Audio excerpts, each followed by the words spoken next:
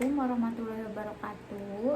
Perkenalkan, nama saya Vina. Di sini Vina itu bakalan ngasih tahu tutorial makeup. Tutorial makeupnya ini bukan tutorial makeup biasa, bukan tutorial makeup pernikahan, bukan tutorial makeup engagemen cenah, bukan tutorial makeup wisudawan cenah. Tapi nanti mau ngasih tahu Vina bakalan tutorial makeup setelah isolasi mandiri selama 1 bulan 17 hari. Sok ayo nama selamat menyaksikan, melihat aja ya videonya ya. Terima kasih. Halo teman-teman, di sini Vina nggak sendiri. Vina bakalan sharing sama Tete Vina. Vina bakalan sharing tentang COVID-19. Gimana nih Teh perasaannya kemarin pas terkena COVID-19 itu? Ya pastinya nggak nyangka lah bisa jadi satu dari sekian ribu orang di Indonesia ini yang terkena COVID ya.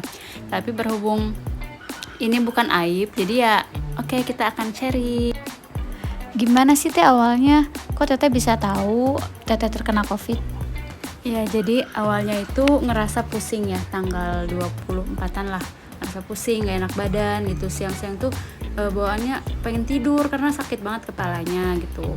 Nah besoknya 2 hari setelah itu paginya itu penciuman udah mulai hilang tuh, kayak samar-samar. Nah untuk memastikan akhirnya malam itu bener-bener hilang banget kan penciuman. Terus coba tuh nyemprotin parfum ke tisu, terus ngetes tuh ke Pina sama ke suami, mereka nyium gak sih gitu. Terus kata mereka kecium kok Teh. Wah deg langsung kan dari sana udah aduh khawatir, udah feeling inilah bad feeling banget lah ya.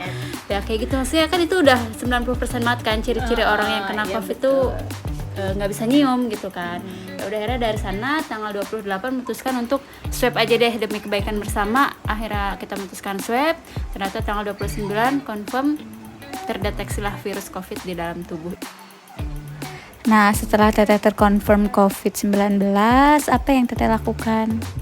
Yang pertama yang kita lakukan pastinya tracking. Di sini kan kita berlima, Mila, Pina, suami Mila, Mariam yang usianya 4 bulan dan pengasuhnya Mariam. Ternyata setelah di tracking kita semua swab berlima, dari 5 orang itu 3 confirm positif. Nah, salah satu dari 3 orang itu adalah Vina. Kenapa Vina bisa kena? Ternyata Vina itu tertular dari Tete. Karena waktu itu Vina itu sempat minum bareng sama Tete. Kenapa Vina bisa menyimpulkan Vina kena dari Tete?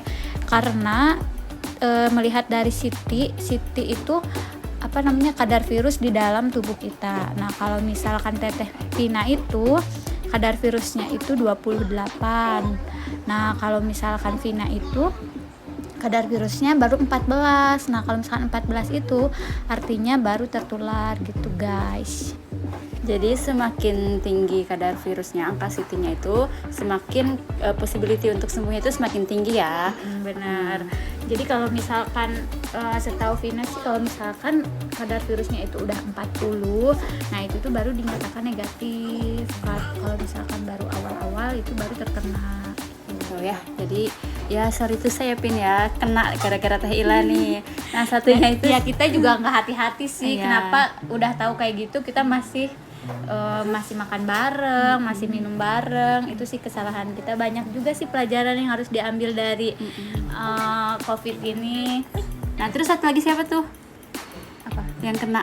Oh yang kena itu pengasuhnya Mariam. Yes. Nah pengasuhnya Mariam itu dia juga CT-nya itu kadar virusnya tinggi juga 28 sama kayak Teteh. Ya jadi yang pertama itu entah Mila atau pengasuh alam ya. Alam. Kita sama-sama udah tinggi sih ya. Jadi sebentar lagi menuju sembuh sebenarnya itu ya. Salah satu karena udah nilainya tinggi gitu ya. Jadi menuju sembuh lah.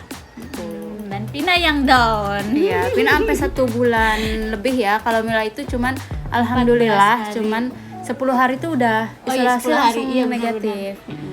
Nah kalau misalkan Vina itu sampai 1 bulan 17 hari, Vina juga nggak tahu ya kenapa kok bisa selama itu gitu ya. Oh aku tahu kenapa. Karena setelah Mila positif kan akhirnya Mila pulang tuh. Pina di sini sendirian di rumah ini sendirian. Ya udah makannya udah nggak catering lagi kan. Udah dia makan nggak teratur mungkin ya dan nangis. Enggak itu sebenarnya makan teratur. Pina sehari 3 kali sampai kiloan Pina itu 49 loh, dari 46 naik 3 kilo jadi dalam 49 sebulan ya? dalam Dalam sebulan karena covid, Dalam thank you se- covid kan, karena dalam Pina pengen sebulan, naikin berat guys. badan Oke, memang. thank you covid. Ya tapi ada efek psikologi. Psikologinya Ya, sangat ngaruh psikologi banget Pina sih.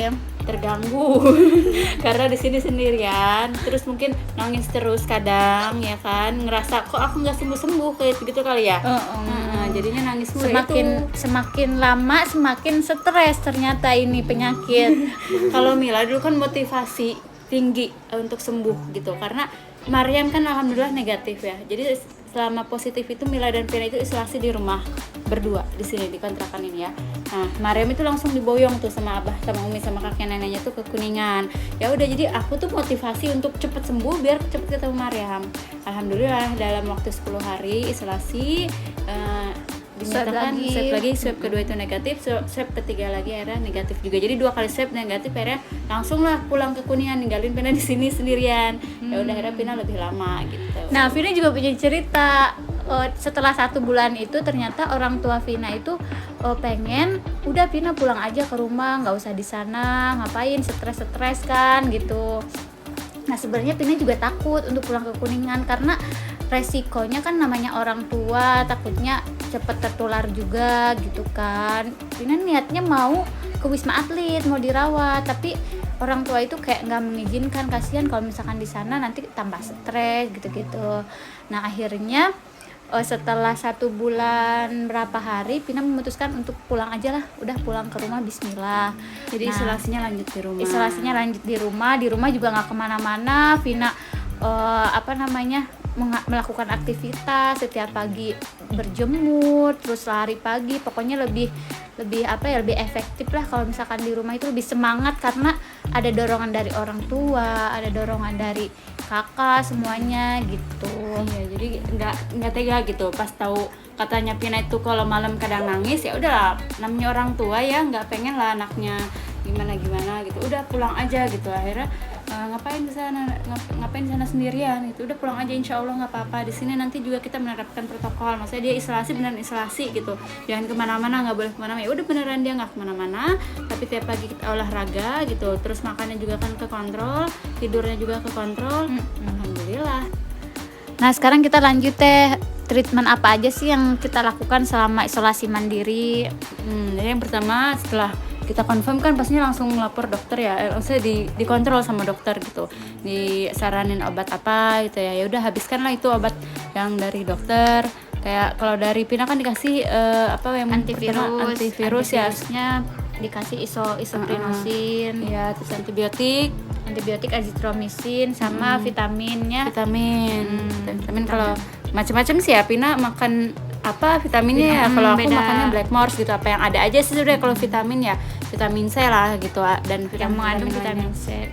Pokoknya sehari itu kita harus minum vitamin itu 1000 sampai 1500 ya kadarnya ya. Kadarnya, karena kalau misalkan cuma 500 aja kayaknya nggak cukup gitu.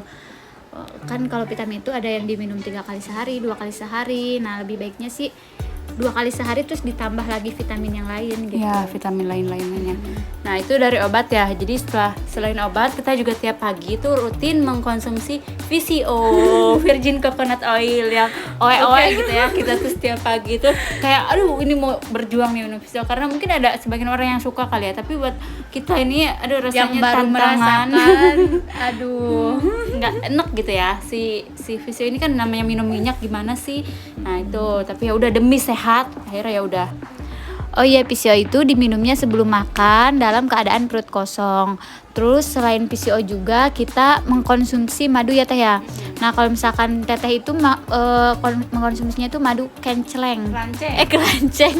Keranceng dikasih dari kantor. Nah, kalau misalkan Vina itu minum madu hitam karena disarankan oleh kekasih tercinta Cenah ge, udah minum madu hitam aja, insya Allah Cenah cepet. Oh ya udahlah, akhirnya Vina madu hitam, Teteh madu keranceng. Ya gitu lah.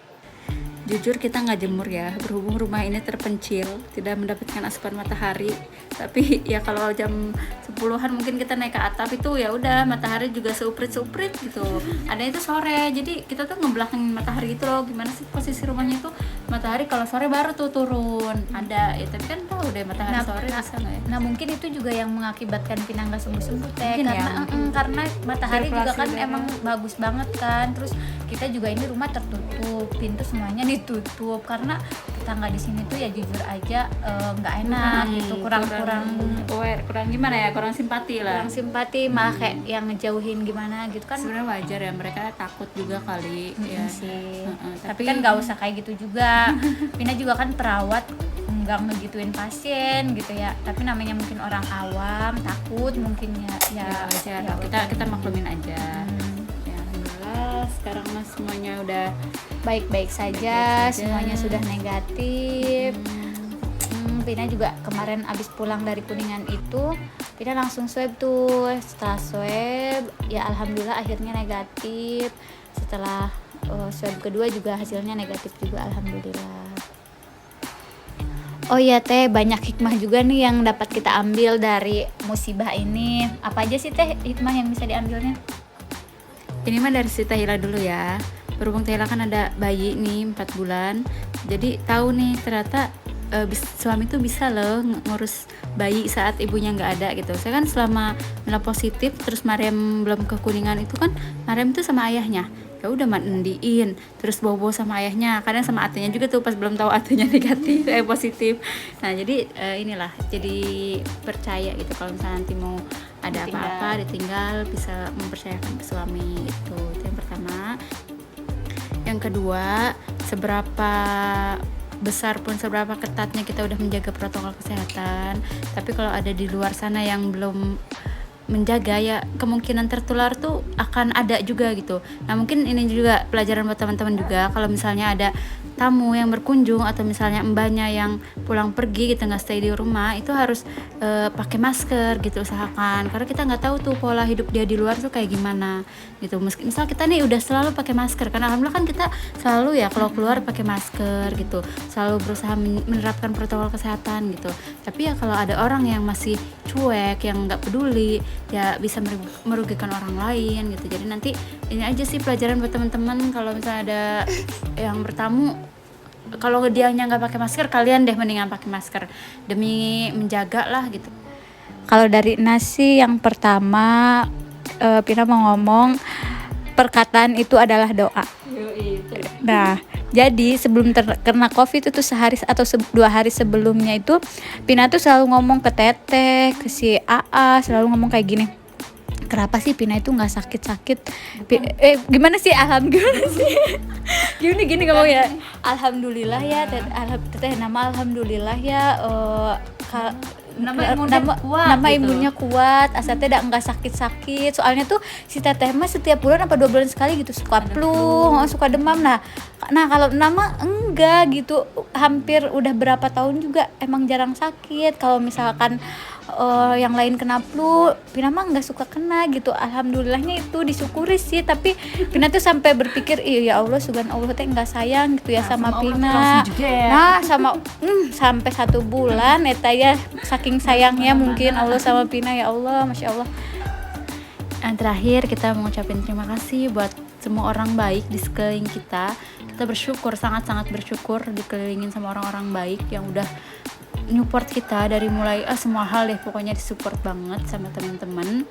Terus meskipun sampai saat ini ya stigma negatif dari masyarakat untuk mantan penyintas COVID ini masih ada, tapi ya udahlah, kita belajar untuk ikhlas, kita belajar untuk selalu bersyukur gitu. Pasti di balik cobaan ini Allah punya sesuatu yang indah buat kita gitu. Dan kenapa akhirnya kita baru nge-share sekarang ya, karena kita tuh takutnya di awal takut ngedown gitu.